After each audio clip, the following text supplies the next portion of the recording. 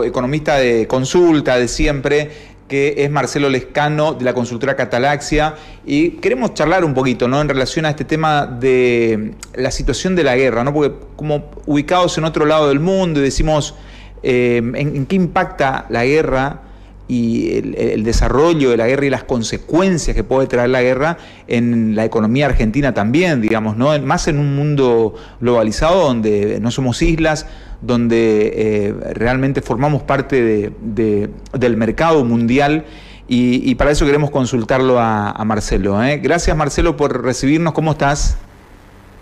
Hola, muy bien, buenas noches.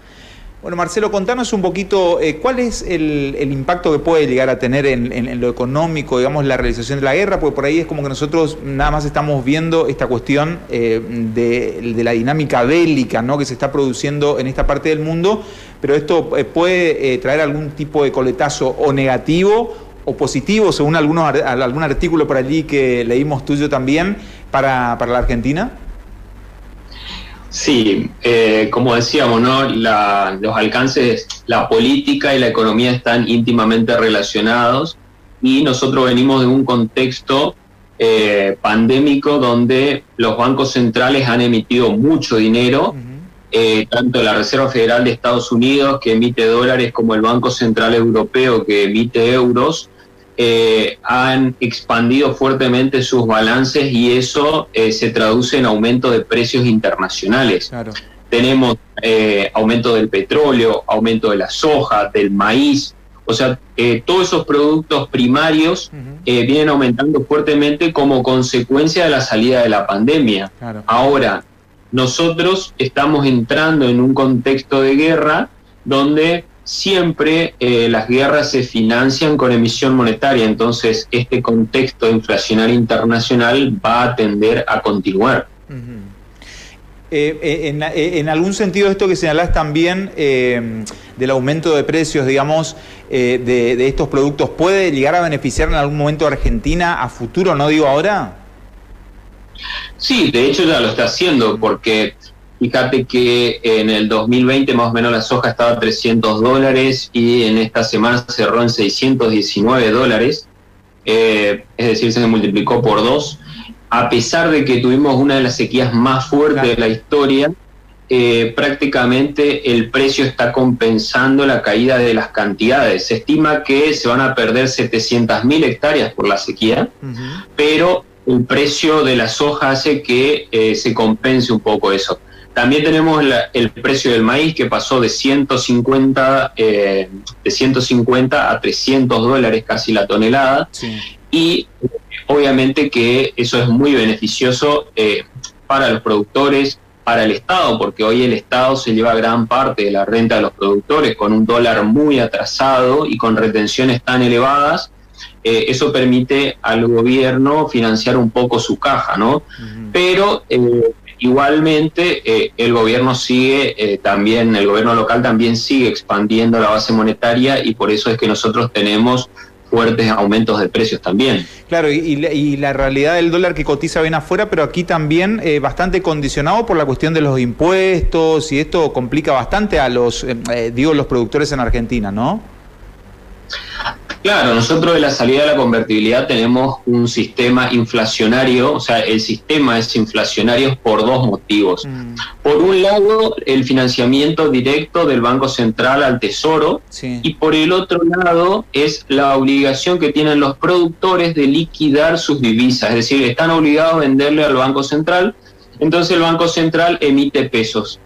Entonces nosotros, por ejemplo, en una época de bonanza como la que tuvimos 2002 al 2010, teníamos inflación del 25%, y digamos teníamos un buen contexto internacional. ¿Por qué? Porque el Banco Central compraba esos dólares y los atesoraba, ¿no? Entonces, si nosotros no cambiamos esa lógica, a pesar de que el contexto sea muy bueno, quizá nuestras condiciones mejoren, pero no es que vamos a pasar de una situación mala como estamos hoy a una muy buena, sino que vamos a ir mejorando, pero como digo, no vamos a crecer quizá a tasas chinas el año que viene, pero a una tasa del 5% podría ser tranquilamente, ¿no?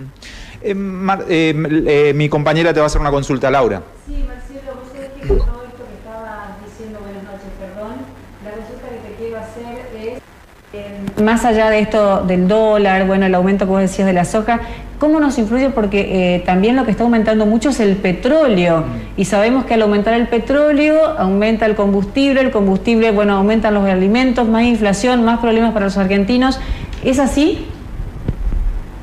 Bien, es una excelente pregunta. Nosotros estamos un poco desconectados del mundo del mercado, ¿no? Fíjate que tenemos tantas regulaciones que los precios internos nuestros se mueven no en forma directa o en forma directamente proporcional con los precios internacionales, ¿no? El precio del petróleo pasó de $50 el año pasado a estar 109 ahora.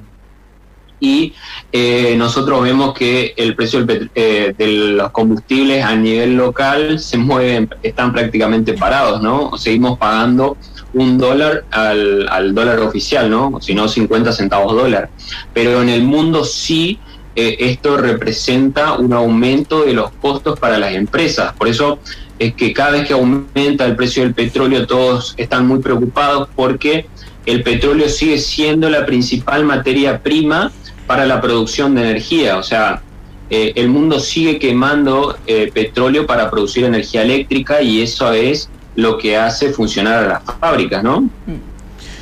Marcelo, ahora quiero llevarte también para que nos des un análisis breve, obviamente, una apreciación, algunas conclusiones, seguramente por lo que da también tu experiencia como economista, obviamente, con respecto específicamente a Corrientes, ¿no? La situación de Corrientes, esto que señalabas hoy, la sequía, después golpeados, además, aparte ya por la cuestión de la sequía y todo el impacto mismo de la sequía, los incendios que se dieron durante el mes de diciembre, ya arrancó, enero y febrero.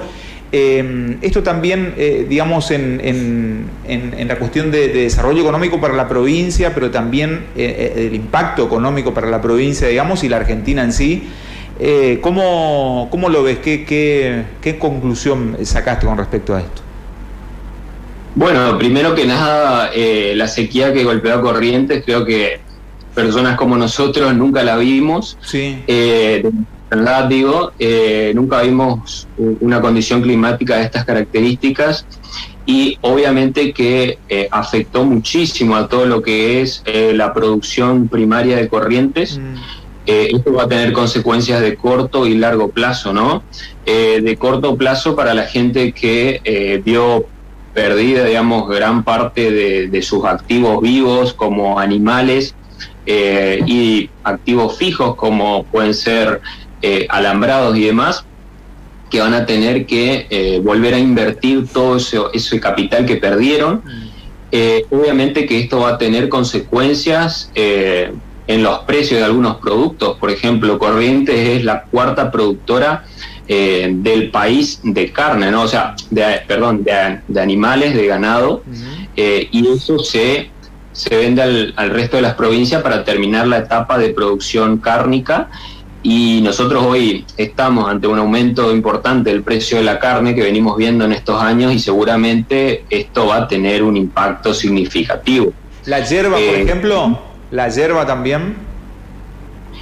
Mira, en el caso de la yerba no sé si están tan afectados los cultivos. Esa información no la tengo, pero sí, por ejemplo, se vio que en el caso forestal también, digamos, sí, ¿no? Sí.